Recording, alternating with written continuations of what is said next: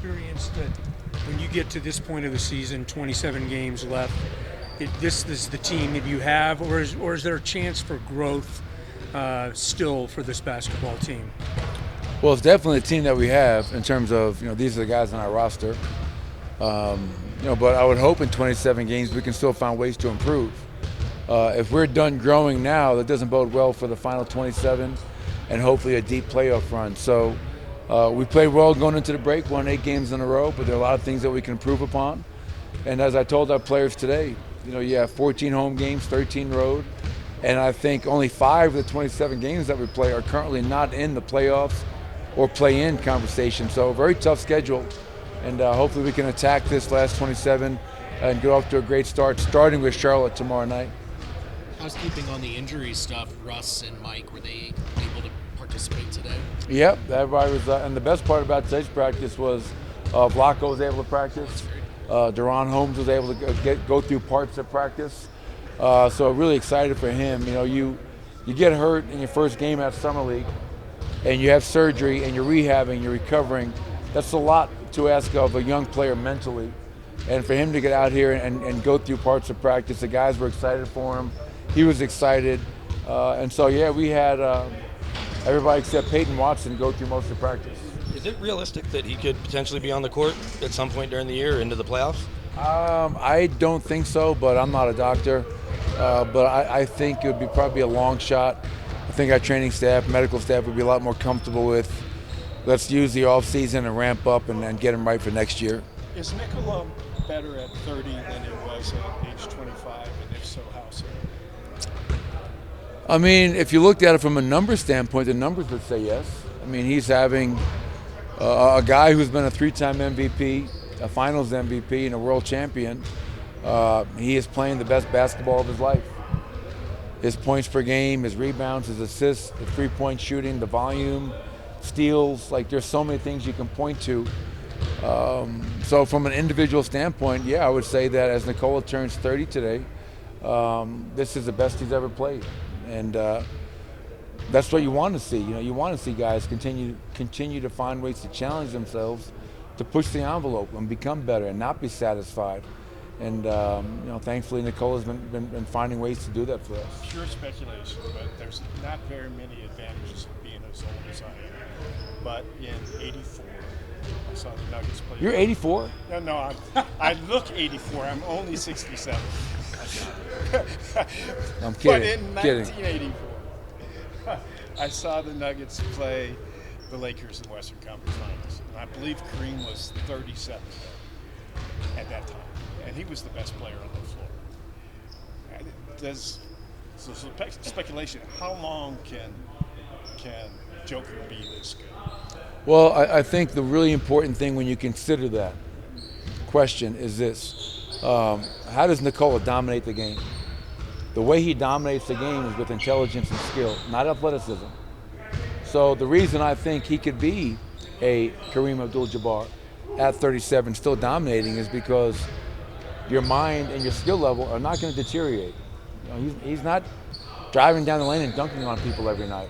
So I think that bodes well for his longevity. I think he'll be able to play at a high level for a really long time, as long as he wants to continue to play this game because of the unique skill level and IQ that he possesses.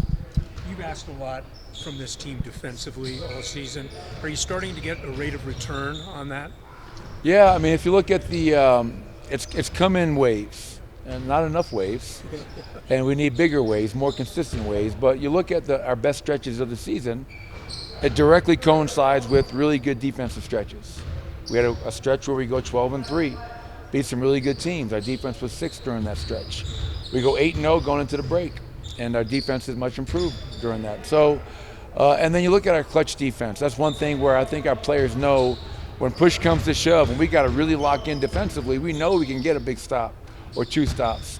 And my job is to find ways to make that happen more consistently. As I alluded to earlier, our schedule and the quality of schedule and opponents that we're going to be playing is going to be a handful. And we're going to have to be, we know we're really elite offensively, but our defense has to rise to the occasion for us to finish up these final 27 on a high note. The lineup change that you made in January, you obviously only had a game basically before you had to go back to pushing the lineup. With the way he's playing, do you revert back to the original? Do you still want to kind of give that look with Russ some runway with him coming back? How do you kind of approach that at this point? You really don't think I'm going to answer that question right now, do you? All I'll say is that it's great to have options. We have a healthy team, and obviously Russell Westbrook's done great things for us. Christian Brown, this last 8-game stretch, is playing just incredible basketball. And so people say, oh, that's a tough decision. I look at it the opposite way. I'm really fortunate to have a tough decision to make where you have quality players that have really impacted winning. And that's what it comes down to. It's never about one player. It's about what's best for our team. And as we approach tomorrow night's game in this final stretch, we'll do what we think is best in that moment. And it could change. I mean, like we've seen it change throughout the season. So, but we'll make that decision tomorrow night and kind of give that a chance to continue to grow. Coach, any plans to celebrate Nikola's 30th today? Yeah, I think there's some cupcakes down there, and I don't know. I think that's about it. I think he's just happy to be home after a really exciting All-Star break. But I told him it's crazy that when he came here, he was 20 years old. And I've seen him go from 20 to 30 and feel really fortunate to be able to be a part of such a good person, such a good player who's about all the right things. So obviously we all sang happy birthday to him, and I'm sure he'll go home and celebrate with his family. What's the biggest change from 20 to 30? He's married, he's got 2 kids, he's grown up, he's matured. As a player, we talked about how he's playing the best basketball of his young career. But at his heart, he's still the same person. And that's one of the things I love about the guy is that he's still Nikola Jokic from Sombor, Serbia. He's never forgotten where he's come from or who's helped him get here. What's Nikola's ceiling, and what does he have to do to get there if he's not there yet? His ceiling, geez, I don't know. He keeps on pushing the envelope. Just when you think he's reached his ceiling, a 3-time MVP, one of maybe, 10 or 11 players to ever accomplish that feat. He finds ways to continue to challenge the system, challenge the game. So I never put a ceiling on him. I think when you're dealing with greatness, you never want to put a ceiling on that. You want to allow him and give him room to grow and watch that, because it's really fun to be a part of that process. What's the most important thing Julian can accomplish over these final 27? Just continue to find ways to come into the game, impact the game with his efficiency offensively and his discipline, and just fight overall on the defensive end of the floor. He's been a guy that we've relied upon. Last year before he got hurt, he was a guy that we really, kind of targeted, try to, run plays for us, see what he can do for us, provide a scoring spark off that bench. And same thing this year, and I think he's had some really good stretches. So for a young player, you're always battling consistency. Can he be a consistent contributor night in and night out? And can he be a guy that, hey, listen, you're not going to target me every night defensively. I can hold my own. I'm going to fight. You might score on me, but you're going to have to work really hard to do so.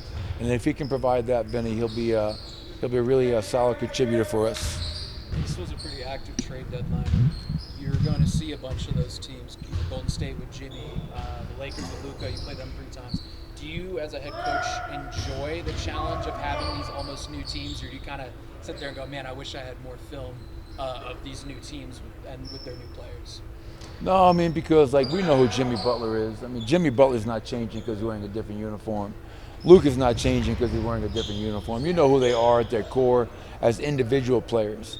Now they might be used a little bit differently in the system and all that, but I get up for judging and challenge yourself against some of the best teams in the league. And as I mentioned earlier, we have some really tough games in these final 27, and that's going to be a real test to kind of see where we're at. And I think our guys are excited for that challenge because we took care of business. We had an 8-game stretch. We played against some teams that were banged up, missing some guys, but we took advantage of it, which is what you have to do as a good team. And now we have to find a way to beat some of the better teams in the NBA. We're around a 500 team against teams over 500. And we have to be better than that as we move towards the final stretch. Thank you, Coach. Thanks, Coach. Thanks, everybody.